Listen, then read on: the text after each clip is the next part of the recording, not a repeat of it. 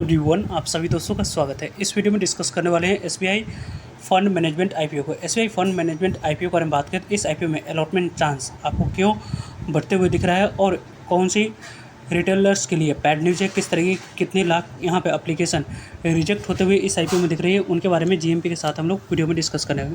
तो वीडियो को अंत तक देखिएगा और ऐसे ही daily IPO grey market premium से जुड़ी अपडेट के लिए चैनल को सब्सक्राइब कर लीजिए। साथ ही कमेंट्स में टेलीग्राम ग्रुप का लिंक दिया गया, वहाँ भी जुड़ सकते हो टाइम पे अपडेट के लिए।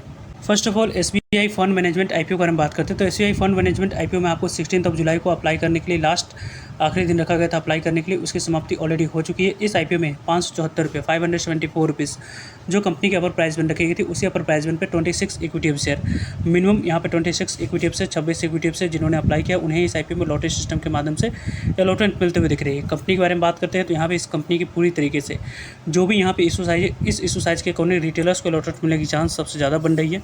और इस आईपीओ के बारे में बात करें तो आज की डेट यहाँ पे इंपॉर्टेंट डेट रखी गई क्योंकि आज ही के 20 जुलाई को इस आईपीओ में अलॉटमेंट मिली है नहीं, उसके बारे में इन्फॉर्मेशन मिल जाएगी। वैसे अलॉटमेंट स्टेटस के बारे में जो भी अपडेट होगी कमेंट्स में टेलीग्राम ग्रुप का लिंक दिया है, वहाँ पे आप लोगों को अपडेट मिल जाएगी। साथ साथ आपको इवनिंग में किसी भी तरह की कोई भी अपडेट आएगी तो आपको अपडेट मिल जाएगी। वैसे इस कंपनी के बारे में बात करें 20 जुलाई को पैसे रिफंड करने की डेट है, 20 जुलाई को डीमेट अकाउंट में शेयर को क्रेडिट करने की डेट है, 21 जुलाई को कंपनी की लिस्टिंग बीएसई एनएसई दोनों जगह पर होने वाली है।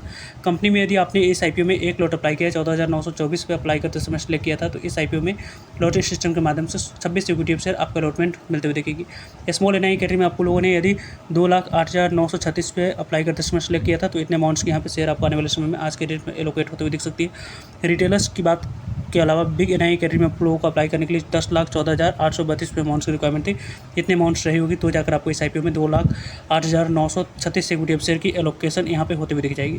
कंपनी में जिस तरीके के नंबर ऑफ टाइम सब्सक्राइब है QIB कैटेगरी में रिकॉर्ड नंबर ऑफ टाइम से आईपीओ सब्सक्राइब हुई 148 होना तक आईपीओ सब्सक्राइब है। तीसरे नंबर पर आईपीओ यहाँ पे आते हुए दिख रही है। रिकॉर्ड नंबर ऑफ टाइम्स में जितनी सब्सक्राइब हुई, जितने QIB ने इस आईपीओ में पैसे लगाए उसके अकॉर्डिंग 22 होना तक आईपीओ एनआई कैटेगरी में सब्सक्राइब हुई। बिग एनआई कैटेगरी में 26 होना तक सब्सक्राइब हुई, जिसके कारण से इस आईपीओ में बिग एनआई कैटेगरी में आपको अलॉटमेंट मिलने की चांस 5 एप्लीकेशन में से यहाँ पे एक एप्लीकेशन को दिख रही है। ये स्मॉल एनआई कैटेगरी में 15 गुना तक सब्सक्राइब हुई, इसके अकॉर्डिंग 14 एप्लीकेशन में से एक एप्लीकेशन को अलॉटमेंट मिलते हुए दिख रही है।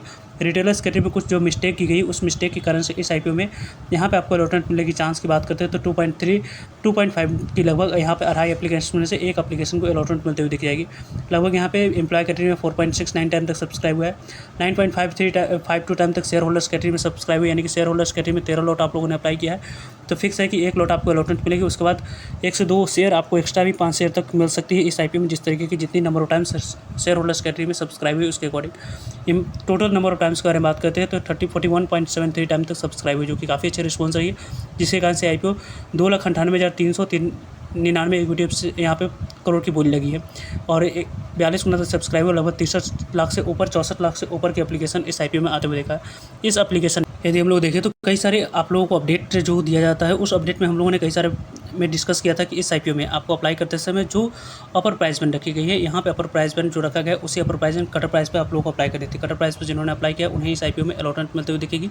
जो प्राइस बैंड बीट पे यानी कि लोअर प्राइस बैंड पे या 20 के प्राइस बैंड को अप्लाई करते समय सेलेक्ट किया था उन्हें इस आईपीओ में अलॉटमेंट मिलने की चांस यहाँ से समाप्त होते हुए दिख रहे हैं। यहाँ पे जो नंबर ऑफ शेयर की बोली लगी उनके बारे में बात करते हैं तो 19,46,77,574 इक्विटी शेयर की बोली लगती हुई दिखी है। यानी कि इस आईपीओ के बारे में बात करते हैं तो यहाँ पे आप लोगों को 19 लाख लगभग आपको 19,40,775 यहाँ पे 19,46,77,574 इक्विटी शेयर की बोली लगी, जिसके अकॉर्डिंग इस आईपीओ में यदि हम लोग बात करते हैं तो 74,87,549 लॉट्स की यहाँ पे बोली लगी है, जिसमें से आपको जो कटर प्राइस पे बोली लगी उनके बारे में बात करते हैं तो यहाँ पे 16,72,8,236 इक्विटी शेयर की बोली कटर प्राइस पर लगी, जिसके अकॉर्डिंग इस आईपीओ में यहाँ पे 64,31,086 लगभग आपको लॉट्स की एप्लीकेशन यहाँ पे एक्सेप्ट होते हुए दिख रही है। और इसी एक्सेप्टेशन के कारण से आपको आने वाले समय में यहाँ पे अलॉटमेंट मिलते हुए दिखेगी। जो एप्लीकेशन आने वाले समय में रिजेक्ट होगी यानी कि आपको अलॉटमेंट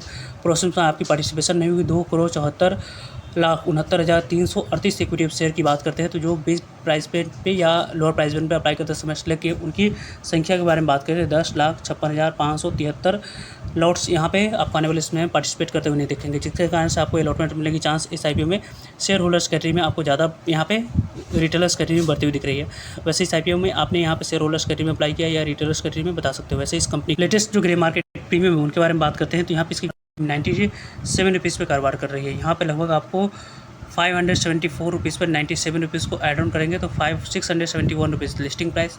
एक लॉट पे लगभग 17% के पास लिस्टिंग इन मिलने की चांस है। लगभग 2500 के आसपास IPO आने वाले समय में आपको लिस्टिंग इन देती हुई दिख रही है। वैसे इस IPO में आपने शेयर होल्डर्स कैटेगरी में अप्लाई किया या रिटेलर्स कैटेगरी में या रिटेलर्स शेयर होल्डर्स इन दोनों में अप्लाई किया या आपने बिग NI कैटेगरी में शेयर होल्डर्स कैटेगरी में अप्लाई किया या स्मॉल NI कैटेगरी और शेयर होल्डर्स कैटेगरी में अप्लाई किया, बता सकते हो कमेंट्स में।